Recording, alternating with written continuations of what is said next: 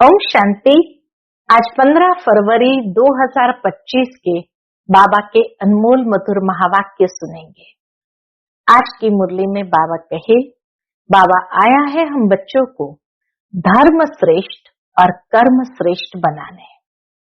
अर्थात बाबा हम बच्चों को कर्म की गुह्य गति समझाते हैं और सृष्टि के आदि मध्य अंत का राज स्पष्ट करते हैं।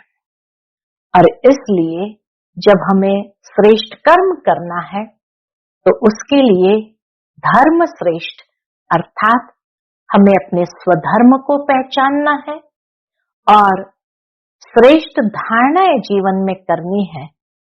और उन श्रेष्ठ धारणाओं में आकर के जब हम कर्म करते हैं तभी वो कर्म श्रेष्ठ होते हैं। तो आज की बाबा की मुरली धारणा युक्त मुरली भी है। साथ ही साथ बाबा कहे, जब धर्म श्रेष्ठ और कर्म श्रेष्ठ बनना है अर्थात माया के पांचों विकारों से अपनी बुद्धि को स्वच्छ बनाना है, क्योंकि देह अभिमान सबसे बड़ा विकार है। देह अभिमान में आए तो अनेक प्रकार के पाप होने लगेंगे। इसलिए बाबा कहे, तुम बच्चों को देही अभिमानी बनना है और बाप को बहुत प्यार से याद करना है। तो सुनते हैं आज के बाबा के अनमोल मधुर महावाक्य। ओम शांति। मीठे बच्चे, बाप तुम्हें दैवी धर्म और श्रेष्ठ कर्म सिखलाते हैं, इसलिए तुमसे कोई भी आसुरी कर्म नहीं होने चाहिए। बहुत बुद्धि शुद्ध चाहिए। बाबा के बुद्धि बहुत शुद्ध चाहिए। आज की मुरली से प्रश्न है, देह अभिमान में आने से पहला पाप कौन सा होता है? उत्तर, अगर देह अभिमान है तो बाप की याद के बजाय देहधारी की याद आएगी, कुदृष्टि जाती रहेगी, खराब ख्यालात आएंगे। ये बहुत बड़ा पाप है। समझना चाहिए माया वार कर रही है, फौरन सावधान हो जाना चाहिए। ओम शांति। रूहानी बाप रूहानी बच्चों को समझा रहे हैं। रूहानी बाप आए कहां से है? बाबा आकर के हमें समझा रहे हैं, तो रूहानी बाप आए कहां से है? रूहानी दुनिया से, जिसको निर्वाण धाम अथवा शांति धाम भी कहते हैं। यह तो है गीता की बात। तुमसे पूछते हैं, ये ज्ञान कहां से आया? बोलो, ये तो वही गीता का ज्ञान है। गीता का पाठ चल रहा है और बाप पढ़ाते हैं। भगवान वाच है ना, और भगवान तो एक ही है। वह है शांति का सागर, रहते भी है शांति धाम में, जहां हम भी रहते हैं। बाप समझाते हैं कि यह है पतित दुनिया, पाप आत्माओं की तमो प्रधान दुनिया। तुम भी जानते हो बरोबर हम आत्माएं इस समय तमो प्रधान है। 84 का चक्र खाकर सतो प्रधान से अब तमो प्रधान में आए हैं। ये पुरानी अथवा कलयुगी दुनिया है ना। यह नाम सभी इस समय के हैं। पुरानी कलयुगी तमो प्रधान दुनिया, बाबा कहे ये सारे नाम इस समय है। पुरानी दुनिया के बाद फिर नई दुनिया होती है।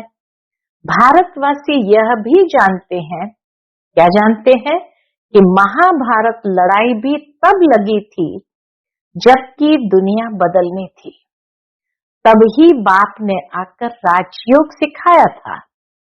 सिर्फ भूल क्या हुई? क्या भूल हुई? एक तो कल्प की आयु भूल गए हैं और गीता के भगवान को भी भूल गए हैं। तो दो भूल हो गई। तो बाबा कहे, सिर्फ भूल क्या हुई? एक तो कल्प की आयु भूल गए और गीता के भगवान को भी भूले हैं। श्री कृष्ण को तो गॉड फादर कह नहीं सकते। आत्मा कहती है गॉड फादर, तो वह निराकार हो गया। निराकार बाप आत्माओं को कहते हैं कि मुझे याद करो। मैं ही पतित पावन हूँ, मुझे बुलाते भी है हे पतित पावन। श्री कृष्ण तो देहधारी है ना, मुझे तो कोई शरीर है नहीं। मैं निराकार हूँ, मनुष्य का बाप नहीं, आत्माओं का बाप हूँ, यह तो पक्का कर लेना चाहिए। घड़ी घड़ी हम आत्माएं इस बाप से वर्षा लेती है। अभी 84 जन्म पूरे हुए हैं, बाप आया है, बाबा बाबा ही करते रहना है। बाबा कहे हमेशा कोई भी बात करो, बाबा बाबा ही करते रहना है। बाबा को बहुत याद करना है।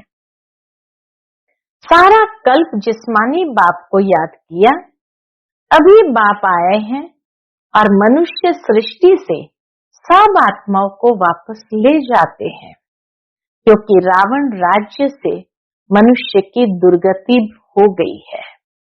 रावण राज्य से मनुष्य की दुर्गति हो गई है, इसलिए बाप आकर के सब आत्माओं को वापस ले जाते हैं। इसलिए अब बाप को याद करना है।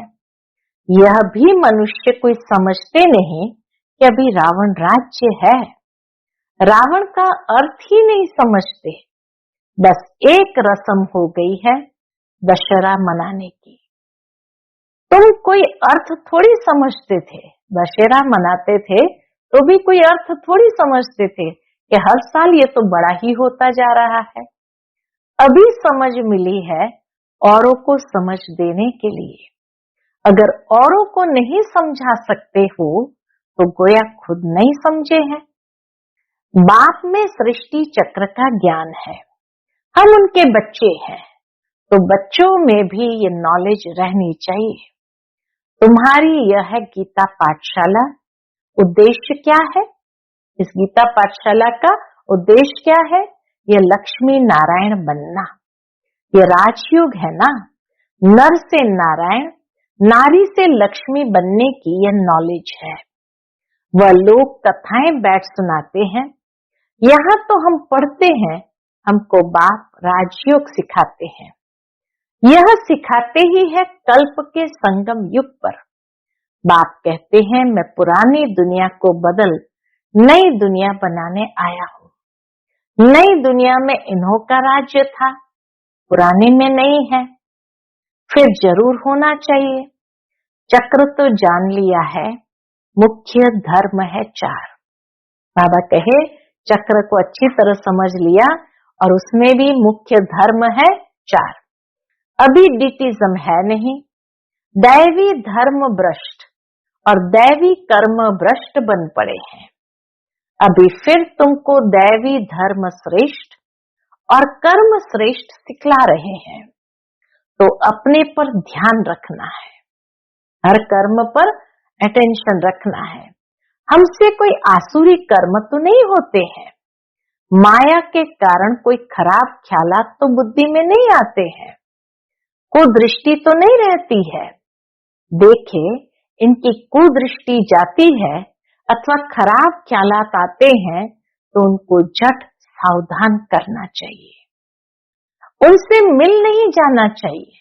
बाबा के ऐसे व्यक्ति से मिल नहीं जाना चाहिए, उनको सावधान करना चाहिए। तुम्हारे में माया की प्रवेशता के कारण ये खराब ख्यालात आते हैं। योग में बैठ बाप की याद के बदले कोई के देह तरफ ख्याल जाता है तो समझना चाहिए यह माया का वार हो रहा है, मैं पाप कर रहा हूँ। इतनी कड़ी बात बाबा ने कहा कि अगर थोड़ा सा ख्यालात भी गया तो समझना चाहिए माया का वार हो रहा है और मैं पाप कर रहा हूँ। अंदर में ये जागृति आनी चाहिए। इसमें तो बुद्धि बड़ी शुद्ध होनी चाहिए, ज्ञान में तो बुद्धि बड़ी शुद्ध होनी चाहिए। हंसी मजाक से भी बहुत नुकसान होता है, इसलिए तुम्हारे मुख से सदैव शुद्ध वचन निकलने चाहिए, कुवचन नहीं, हंसी मजाक आदि भी नहीं। ऐसे नहीं कि हमने तो हंसी की, वह भी नुकसान कारक हो जाती है। हंसी भी ऐसी नहीं करनी चाहिए जिसमें विकारों की वायु हो। बहुत खबरदार रहना है। तुमको मालूम है, नागे लोग हैं, उनके ख्याल विकारों के तरफ नहीं जाएंगे, रहते भी अलग है, परंतु कर्मेंद्रिय की चलायमानी सिवाय योग के कभी निकलती नहीं है। काम शत्रु ऐसा है जो किसको भी देखेंगे, योग में पूरा नहीं होंगे तो चलायमानी जरूर होगी। अपनी परीक्षा लेनी होती है। बाबा कहे अपनी परीक्षा खुद ही लेनी होती है। बाप की याद में ही रहो तो यह कोई भी प्रकार की बीमारी न रहे। योग में रहने से यह नहीं होता है। सतयुग में तो कोई भी प्रकार का गंध नहीं होता है। वहां रावण की चंचलता ही नहीं जो चलायमानी हो। वहां तो योगी लाइफ रहती है। यहाँ भी अवस्था बड़ी पक्की चाहिए। योग बल से ये सब बीमारियां बंद हो जाती है। इसमें बड़ी मेहनत है। राज्य लेना कोई मासी का घर नहीं है। पुरुषार्थ तो करना है ना। ऐसे नहीं कि बस जो होगा भाग्य में सो मिलेगा। धारणा ही नहीं करते गोया पाई पैसे के पद पाने के लायक है। सब्जेक्ट्स तो बहुत होती है ना। कितना बाबा हम बच्चों का अटेंशन खिंचवा रहे हैं कि ये भी नहीं कहना कि जो भाग्य में होगा मिलेगा। धारणा को देखो क्या पद पाने जैसा है। तो इसीलिए बाबा कहे धारणा ही नहीं करते तो गोया पाई पैसे के पद पाने लायक है। सब्जेक्ट्स तो बहुत होती है ना। कोई ड्राइंग में, कोई खेल में मार्क्स ले लेते हैं, वह है कॉमन सब्जेक्ट। वैसे ही यहाँ भी सब्जेक्ट्स है, कुछ न कुछ मिलेगा, बाकी बादशाही नहीं मिल सकेगी। वह तो सर्विस करेंगे तब बादशाही मिलेगी। उसके लिए बहुत मेहनत करनी चाहिए। बहुतों की बुद्धि में बैठता ही नहीं है। जैसे कि खाना हजम ही नहीं होता, ऊंच पद पाने की हिम्मत नहीं, इसको भी बीमारी कहेंगे ना। तुम कोई भी बात देखते न देखो, रूहानी बात की याद में रह औरों को रास्ता बताना है। अंधों की लाठी बनना है। तुम तो रास्ता जानते हो। रचयिता और रचना का ज्ञान, मुक्ति और जीवन मुक्ति तुम्हारी बुद्धि में फिरते रहते हैं। जो जो महारथी है, बच्चों की अवस्था में भी रात दिन का फर्क रहता है। कहाँ बहुत धनवान बन जाते, कहाँ बिल्कुल गरीब। राजाई पद में तो फर्क है ना। बाकी हाँ, वहां रावण न होने कारण दुख नहीं होता है। सतयुग में रावण ही नहीं तो दुख नहीं होता है। कोई भी पद हो, लेकिन फिर भी फर्क तो है ना। बाकी संपत्ति में तो फर्क है। संपत्ति से सुख होता है। जितना योग में रहेंगे उतना हेल्थ बड़ी अच्छी होगी। मेहनत करनी है। बहुतों की तो चलन ऐसी रहती है जैसे अज्ञानी मनुष्य की होती है। वह किसका कल्याण कर नहीं सकेंगे। जब इम्तिहान होता है तो मालूम पड़ जाता है कि कौन कितने मार्क्स से पास होंगे। फिर उस समय हाय हाय करनी पड़ेगी। बाबा कहे फिर उस समय हाय हाय करनी पड़ेगी। बाप दादा दोनों ही कितना समझाते रहते हैं। बाप आए ही है कल्याण करने। अपना भी कल्याण करना है तो दूसरों का भी करना है। बाप को बुलाया भी है कि आकर हम पतितों को पावन होने का रास्ता बताओ। तो बाप श्रीमत देते हैं, तुम अपने को आत्मा समझ बे अभिमान छोड़ मुझे याद करो। कितनी सहज दवाई है।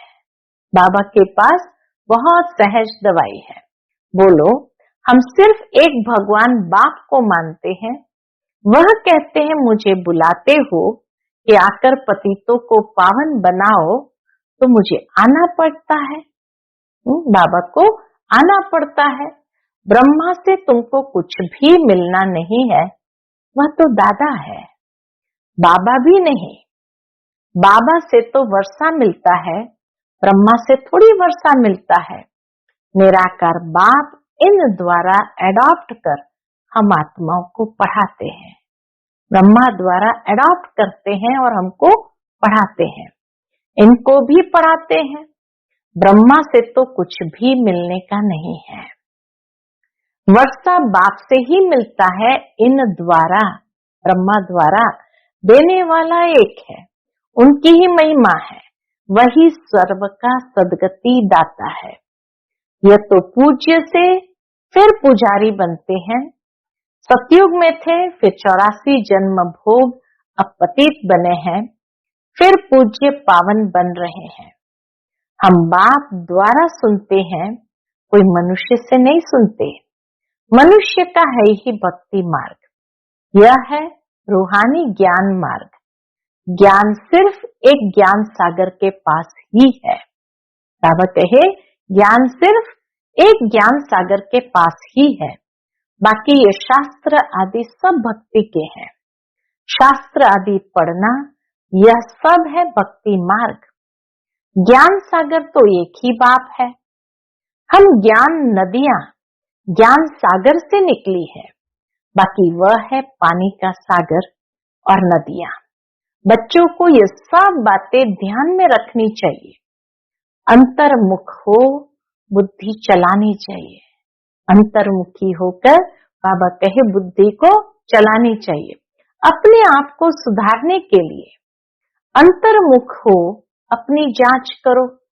अगर मुख से कोई कुवचन निकले या कुदृष्टि जाए तो अपने को फटकारना चाहिए। हमारे मुख से कुवचन क्यों निकले, हमारी कुदृष्टि क्यों गई, अपने को चमाट भी मारनी चाहिए। घड़ी घड़ी सावधान करना चाहिए, तभी ऊंच पद पा सकेंगे। मुख से कटु वचन न निकले। बाप को तो सब प्रकार की शिक्षाएं देनी होती है। इसको पागल कहना यह भी कुवचन है। इतनी सूक्ष्मता में बाबा ले जाते हैं कि कभी कभी हमारे मुख से निकल जाता है ये तो पागल है, तो बाबा कहे किसको पागल कहना, ये भी कुवचन है। मनुष्य तो जिसके लिए भी जो आता है वह कहते रहते हैं, जानते कुछ भी नहीं है कि हम किसकी महिमा गाते हैं। महिमा तो करनी चाहिए एक ही पतित पावन बाप की, और तो कोई है नहीं। ब्रह्मा विष्णु शंकर को भी पतित पावन नहीं कहा जाता है। यह तो किसको पावन नहीं बनाते। पतित से पावन बनाने वाला एक ही बाप है। ब्रह्मा बाबा किसी को पतित से पावन नहीं बनाते, बनाने वाला एक ही परमात्मा है। पावन सृष्टि है ही नई दुनिया, वह तो अभी है नहीं। प्यूरिटी है स्वर्ग में। बाबा कहे प्यूरिटी है ही स्वर्ग में। पवित्रता का सागर भी है, यह तो है ही रावण राज्य। बच्चों को अभी आत्म अभिमानी बनने की बहुत मेहनत करनी चाहिए। मुख्य अभ्यास हमारा यही बढ़ाना है, आत्म अभिमानी बनने का। मुख से कोई भी पत्थर व कुवचन नहीं निकलना चाहिए। बहुत प्यार से चलना है। कुदृष्टि भी बड़ा नुकसान कर देती है। बड़ी मेहनत चाहिए। आत्म अभिमान है, अविनाशी अभिमान। आत्म अभिमान है, अविनाशी अभिमान। देह तो विनाशी है, आत्मा को कोई भी नहीं जानते हैं। आत्मा तो सदा काल है, देह तो विनाशी है, तो इसीलिए आत्म अभिमान है ही अविनाशी अभिमान। आत्मा को कोई भी नहीं जानते हैं। आत्मा का भी बाप तो जरूर कोई होगा ना। कहते भी है सब भाई भाई है, फिर सब में परमात्मा बाप विराजमान कैसे हो सकता है। सभी बाप कैसे हो सकते हैं, इतना भी अक्ल नहीं है। सबका बाप तो एक ही है, उनसे ही वर्षा मिलता है। उसका नाम है शिव। शिवरात्रि भी मनाते हैं। रुद्र रात्रि व श्री कृष्ण रात्रि नहीं कहते। मनुष्य तो कुछ भी नहीं समझते हैं, कहेंगे ये सब उनके रूप है, उनकी ही लीला है। बाबा कहेंगे ये सब उनके ही रूप है, उनकी ही लीला है। तुम अभी समझते हो बेहद के बाप से तो बेहद का वर्षा मिलता है, तो उस बाप की श्रीमत पर चलना है।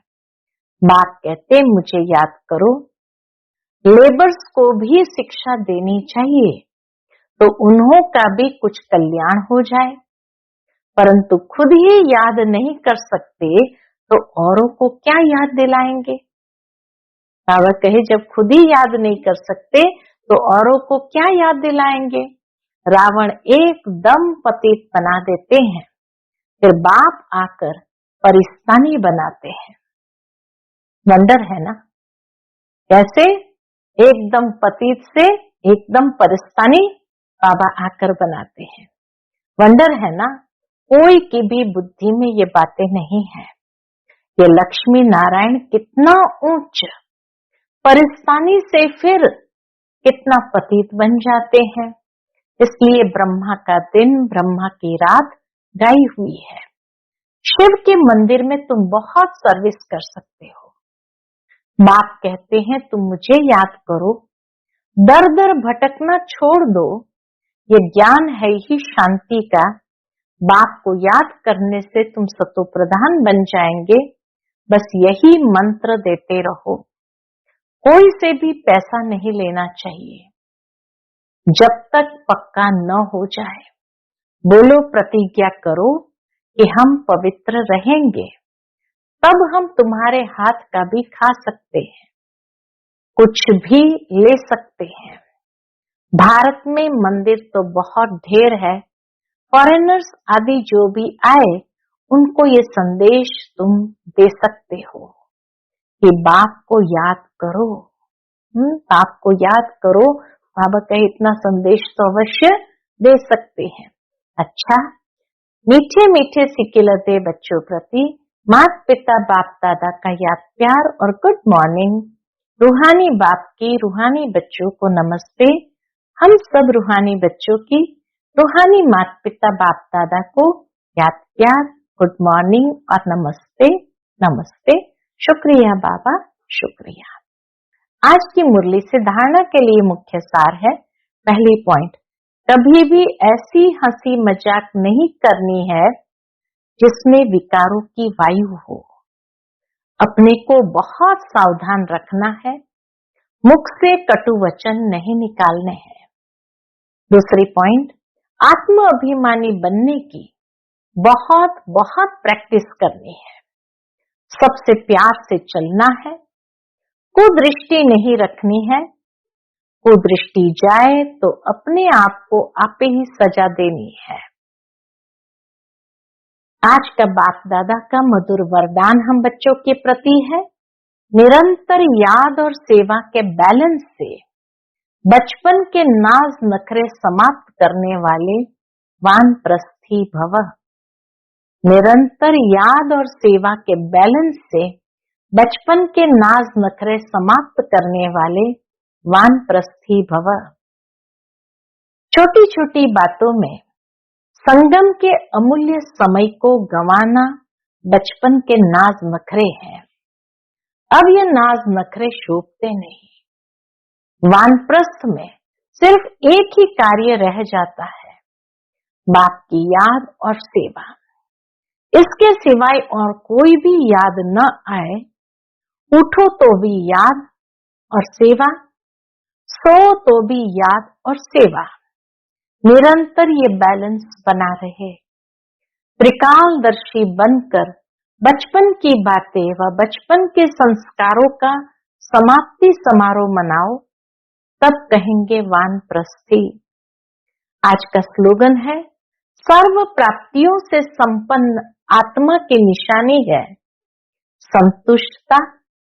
संतुष्ट रहो और संतुष्ट करो। सर्व प्राप्तियों से संपन्न आत्मा की निशानी है संतुष्टता। तो संतुष्ट रहो और संतुष्ट करो। आज का अव्यक्त इशारा है, एकांत प्रिय बनो, एकता व एकाग्रता को अपनाओ। एकांत एक तो स्थूल होती है, दूसरी सूक्ष्म भी होती है। एकांत के आनंद के अनुभवी बन जाओ तो बाह्य मुक्ता अच्छी नहीं लगेगी। अव्यक्त स्थिति को बढ़ाने के लिए एकांत में रुचि रखनी है, एकता के साथ एकांत प्रिय बनना है। एकता के साथ एकांत प्रिय बनना है। अच्छा, ओम शांति।